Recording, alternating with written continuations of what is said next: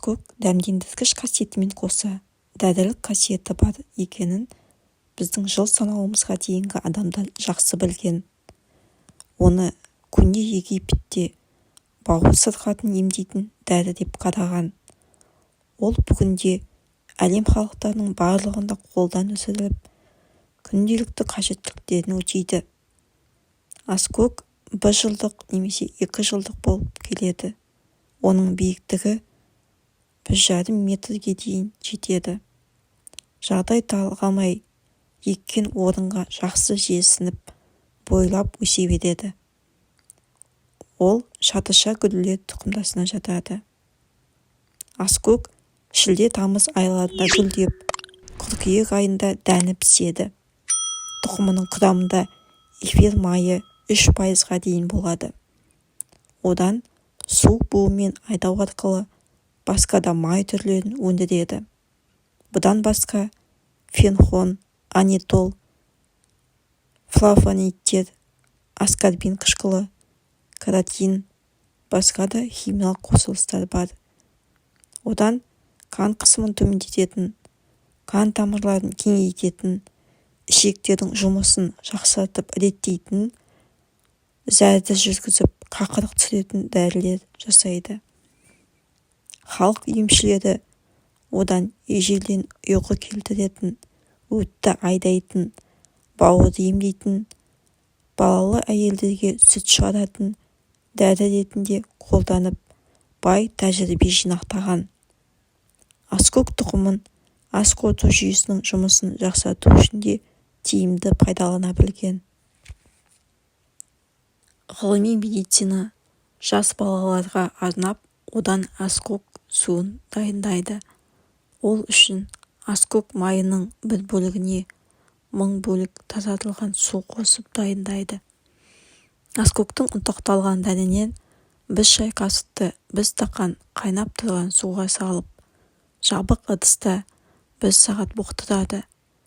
Іш жүрмей қатып қалған кезде осыдан әр жолы 2 ас қасықтан күніне 3-4 рет ішеді.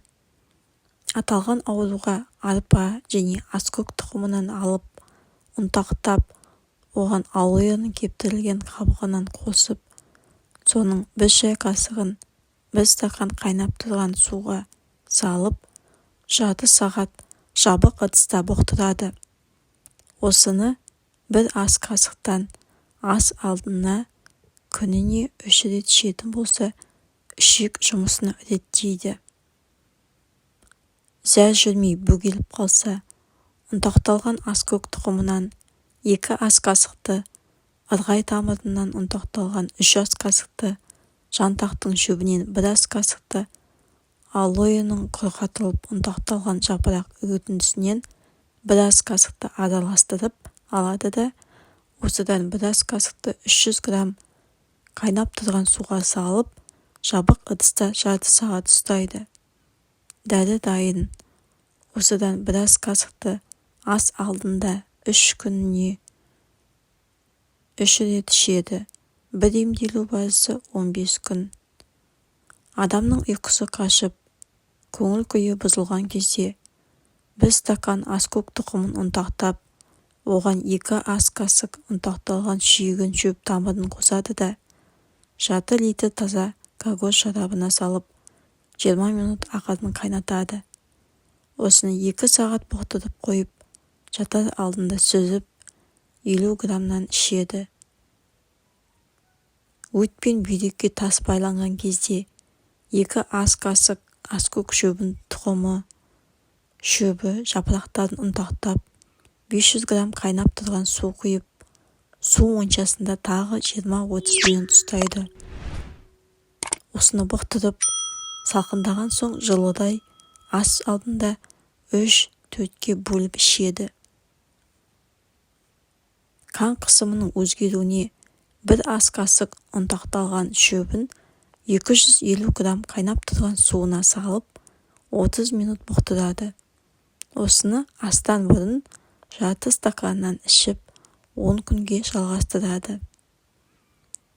Көздің көру қабілеті нашарлап, үстіңгі қабатына жұқа қабат өсіп шыққан кезде аскөк шытынына таза дәкені батырып көзге компресс жасайды.